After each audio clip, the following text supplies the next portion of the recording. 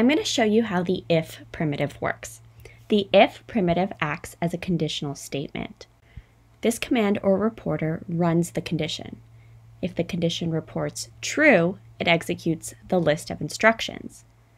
The instruction list will be run only if the condition, the first input, is true. If the condition is false, nothing happens. Here are some examples. Type this in the command center. If heading equals 0, hide turtle, wait 10, show turtle. In plain English, here's an example. If the statement before the square brackets is true, then do the instructions inside the square brackets.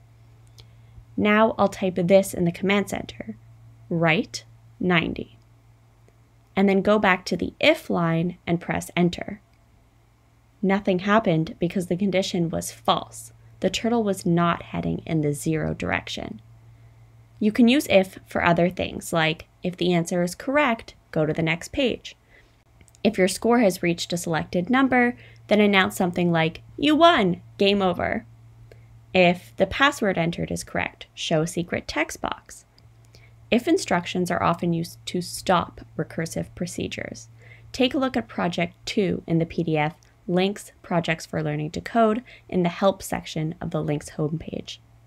You can also see a different use of if by looking at the video tutorial for question and answer. And remember to look at the LYNX sample project for if. After you understand how if works, I suggest you look at the tutorial for if else. That's it for now. Thanks. Until next time.